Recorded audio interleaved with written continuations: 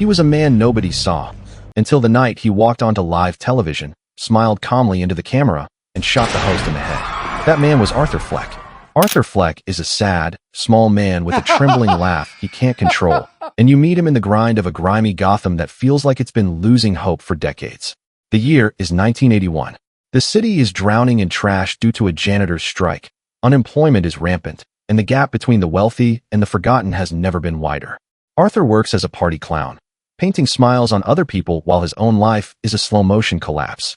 He lives with his mother, Penny, a frail woman who tends to him and tells him stories about a better past, stories involving the wealthy Thomas Wayne, who she claims once cared for her.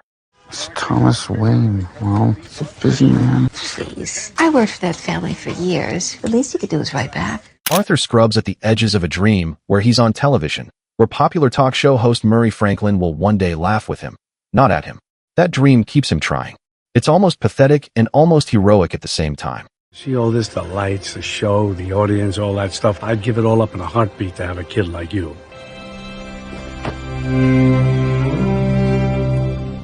Arthur's world is the sort of city that has never learned to be kind.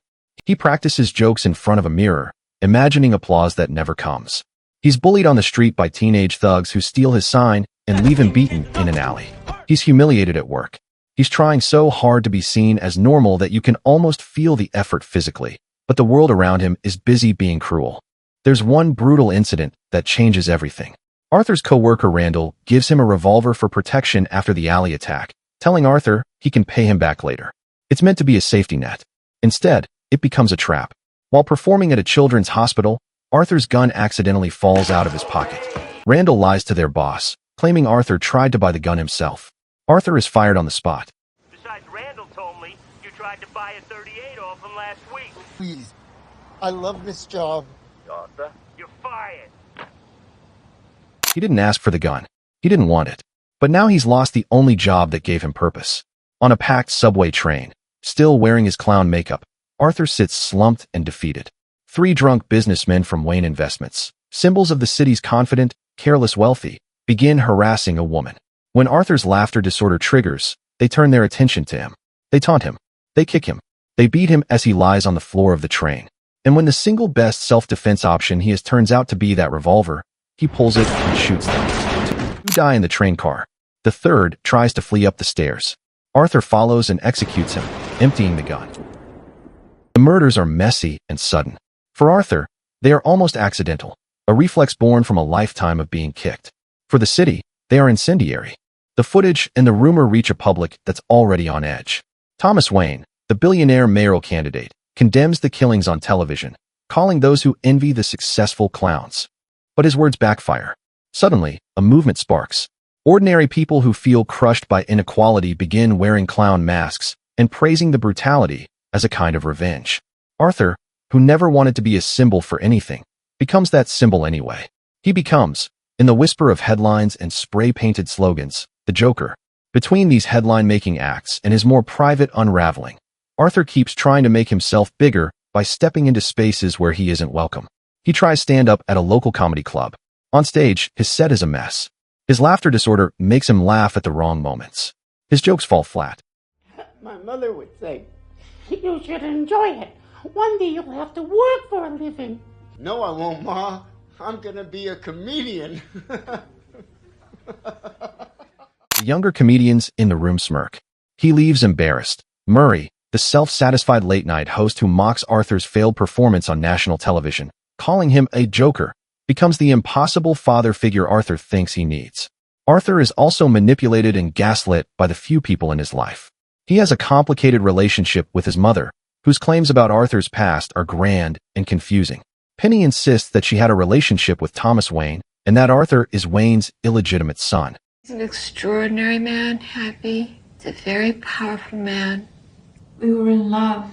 He said it was best that we not be together because of... She has letters to prove it.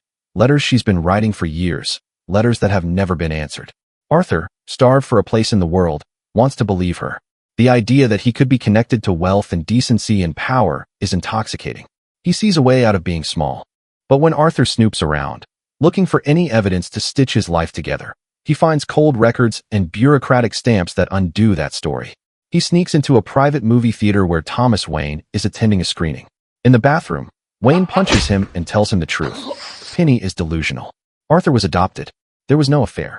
Your mother adopted you while she was working for us. That's not true. She was arrested and committed to Arkham State Hospital when you were just a little boy. Why are you saying this? She's crazy. In denial, Arthur visits Arkham State Hospital and steals Penny's case file. The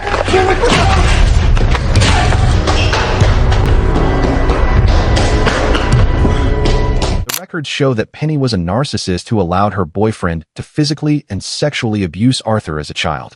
Arthur's neurological disorder, his uncontrollable laughter, may stem from those beatings. That revelation tears the last hopeful fantasy from Arthur and starts to harden something else.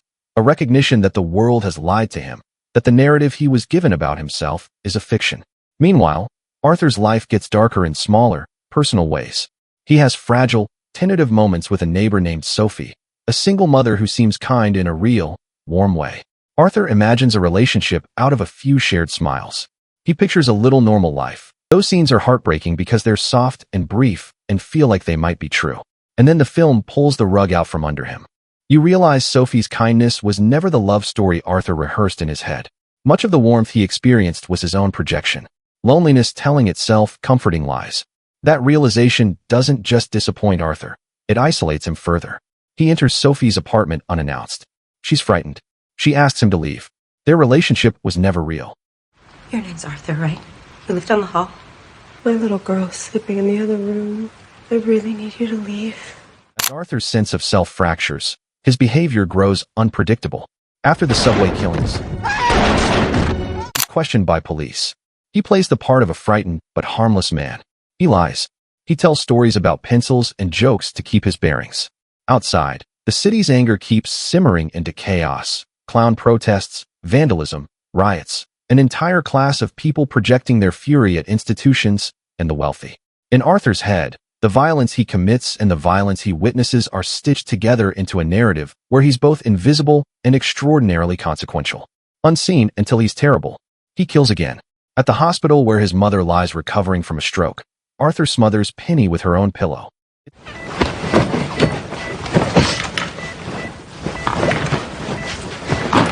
not glamorous. It's a flinch, a protection, an eruption that changes the balance in his home and in his head. Later, when Randall and another co-worker, Gary, a kind-hearted dwarf who never bullied Arthur, visit his apartment, Arthur stabs Randall to death in revenge for the lie that cost him his job. But he spares Gary. Gary was always kind. Then comes the scene everyone remembers. Arthur gets his chance to be on Murray Franklin's show. There's a weird irony in it. Murray first introduced Arthur to the public when he mocked him as an awkward, failing comedian in an old clip. Now Arthur is on live television with a grin painted on, and he performs a routine that's equal parts confession and indictment. He admits to the murders. Instead of shame, he delivers a monologue that's half comic, half philosophical rant about who gets to laugh and who gets to suffer. Oh, why is everybody so upset about these guys? If it was me dying on the sidewalk, you'd walk right over me. Ever think what it's like to be someone like me? To be somebody but themselves? They don't. They think that we'll just sit there and take it like good little boys. You finished? It's terrifying because it's calm, because it's precise. He speaks with a terrible clarity about humiliation and the city's cruelty. Then he shoots Murray on live television. The moment is obscene and theatrical and impossible to ignore. The nation watches, and the city burns, literally and metaphorically, as riots break out and the clown masks multiply. After that broadcast, Arthur isn't simply a criminal. He's a symbol, a totem of something that's been breaking for a long time. Crowds walk through the streets with clown faces. Even as the city erupts, Arthur drifts through the chaos with a kind of serene, awful detachment. He watches people set fires. He watches his image get amplified. He dances. The dance is one of the film's most potent images, not joyful so much as liberated. Suddenly, after being small and ignored for so long, Arthur is performing a role that everyone is watching and reacting to. The final sequences are chaotic and cinematic. Arthur is captured by police, but not before his acts catalyze something big and ugly in Gotham. As he sits in the back of a patrol car, he watches the city burn around him. Rioters surround the vehicle, and one of them smashes the window. They pull Arthur out and lift him onto the hood. He stands up, surrounded by worshippers, and draws a smile and blood across his own face.